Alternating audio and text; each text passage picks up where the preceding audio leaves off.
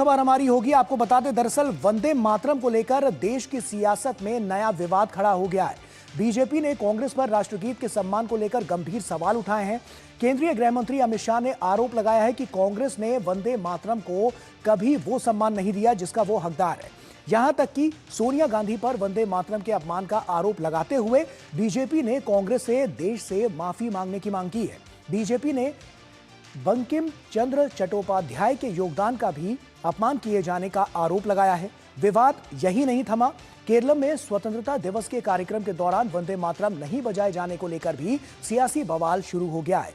कांग्रेस समर्थित यूडीएफ सरकार के दौर में सामने आए इस मामले ने सरकार और विपक्ष के बीच टकराव और ज्यादा बढ़ा दिया है। अब सवाल उठ रहा है कि राष्ट्रगीत को लेकर आखिर ऐसी स्थिति क्यों बनी और इसके पीछे की वजह क्या है और कांग्रेस इस तरह की राजनीति क्यों कर रही है। चलिए इस पर विस्तार से नजर डालते हैं। दरअसल वंदे मातरम पर कांग्रेस जो है वो घिरती हुई नजर आ रही है।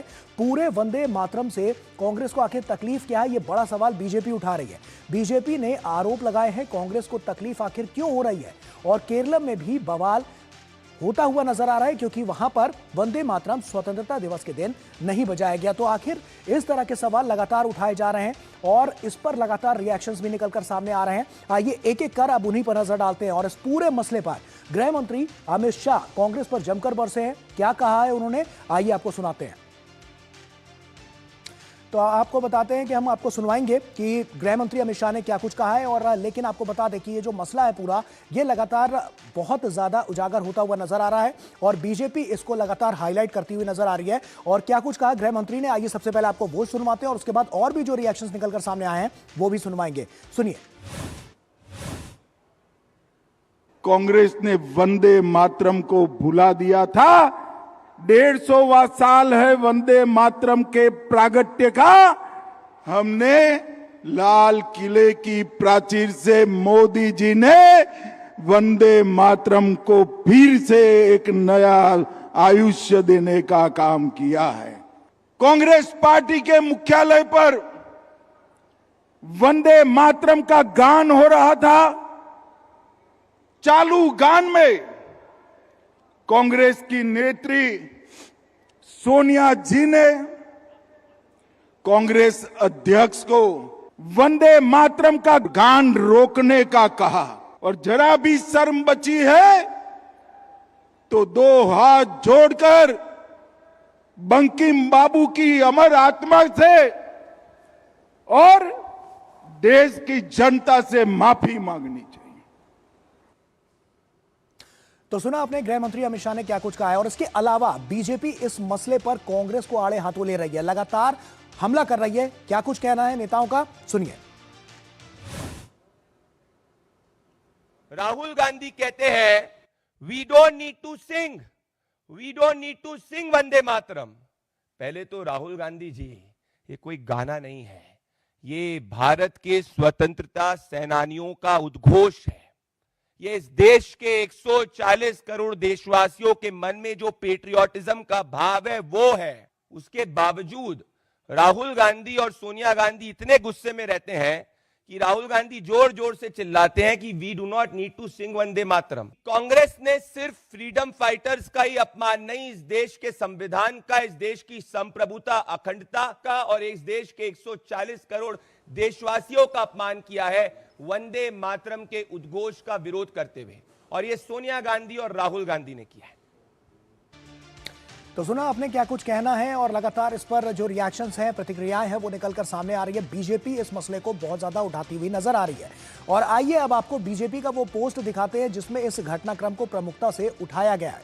देखिए और समझिए कि आखिर क्या कुछ बीजेपी की तरफ से इस पूरे घटनाक्रम को लेकर कहा गया है।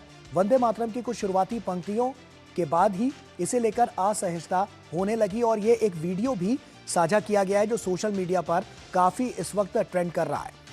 आपको बता दें कि राहुल गांधी भी पूरे गायन के दौरान और राष्ट्रगीत समाप्त होने के बाद तक परेशान दिखे। ये बीजेपी ने ये जो पोस्ट की है उससे जुड़ी हुई बातें हम आपको बता रहे हैं और यही तो कांग्रेस की पुरानी दुविधा है। गांधी परिवार को भारत की सांस्कृतिक चेतना, सभ्यतागत विरासत और राष्ट्रभाव के साथ आखिर इतनी असहिष्णुता क्यों? ये सवाल उठाया गया है बीजेपी की तरफ से और स्वतंत्रता दिवस पर भी गांधी परिवार की वही बेचैनी कैमरे में कैद हो गई। तो इस तरह की बात की गई है और ये वो वीडियो है जो उन्होंने साझा किया है, जो हम आपके साथ साझा भी कर रहे हैं। आप देखिए कि किस तरह से जब ये वंदे मातरम चल रहा था तब उस वक्त क्या गतिविधियां यहां पर देखने को मिली और इसी बात को बीजेपी जो है वो प्रमुखता से उठाती हुई नजर आ रही है।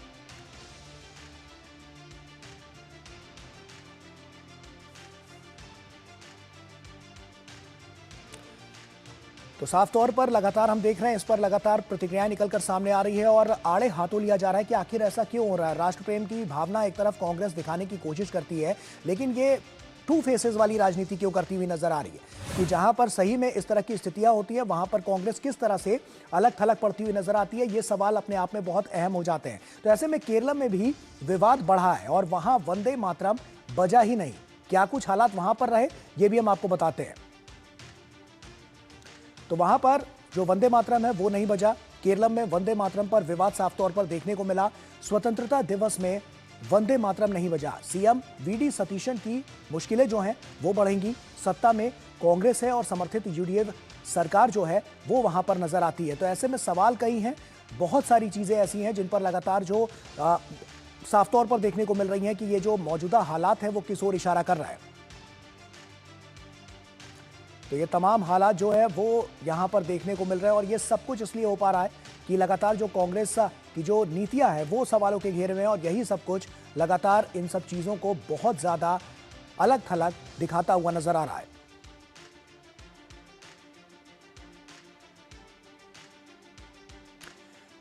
और इस पर अगर हम नजर डालें तो साफ तौर पर देख सकते हैं कि आखिर ऐसा क्यों हो रहा है, क्योंकि वंदे मातरम से आखिर दूरी क्यों है, ये बड़े सवाल उठाए जा रहे हैं। केरल में वंदे मातरम पर बवाल है।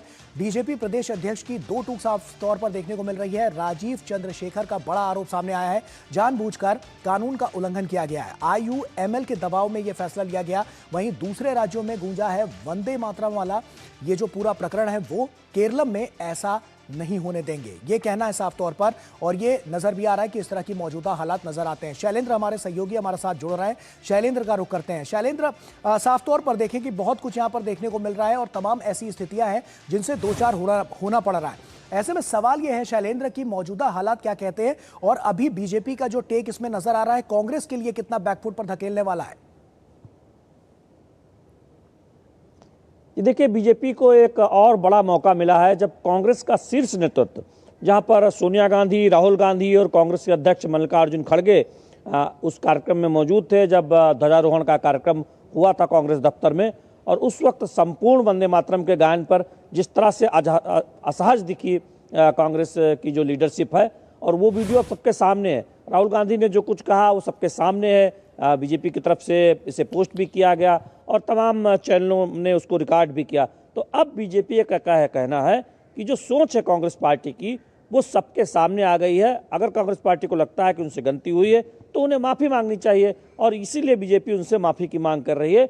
और इसके साथ ही साथ वंदे मातरम को लेकर जो इससे पहले जो कुछ कांग्रेस की रुख रहा या कांग्रेस की सोच रही उसको भी बीजेपी सामने रख रही है कि कैसे सिर्फ शुरुआती छंदों का प्रयोग, उसको गायन की मंजूरी कांग्रेस के कार्यक्रमों में दी गई थी। नेहरू जी की सोच क्या थी और कैसे अल्पसंख्यक तुष्टीकरण के दबाव में कांग्रेस ने फैसला आज से कई दशकों पहले लिया था। जब 150 वर्ष चर्चा हुई थी तो हमने देखा था कि उस संसद में उस चर्चा के दौरान भी ये बात बीजेपी की तरफ से कही गई थी कि कांग्रेस की जो सोच है वो दरअसल भारत की जो विरासत है, भारत की जो संस्कृति है, उसको आगे बढ़ाने को लेकर उनकी जो सोच है उसमें ये स्पष्टता नजर आती है कि किस तरह से वो तुष्टीकरण की राजनीति में, तुष्टीकरण के दबाव में झुक जाते हैं। और आज भी चाहे वो दिल्ली में जो तस्वीरें हैं या फिर केरल में जो कुछ कांग्रेस की अगुवाई वाली सरकार ने किया, वो ये दिखाता है कि कांग्रेस पार्टी की क्या सोच है राष्ट्र के बारे में। कांग्रेस पार्टी की जो राष्ट्र विरोधी सोच है वो सामने आती है। ये बात आज बीजेपी की तरफ से आरोप लगाया है। हमलावर है। देखना होगा कि आगे आने वाले समय में क्या कुछ रिएक्शन जो है वो कांग्रेस की तरफ से देखने को मिलेंगे। बहुत बहुत शुक्रिया आपका तमाम जानकारियां हमसे साझा करने के लिए। एक छोटे से ब्रेक का यहां पर वक्त हो गया है। ब्रेक के उस पार जब लौटेंगे तो झारखंड की खबर से आपको रूबरू कराएंगे। जल्द हाजिर होते हैं।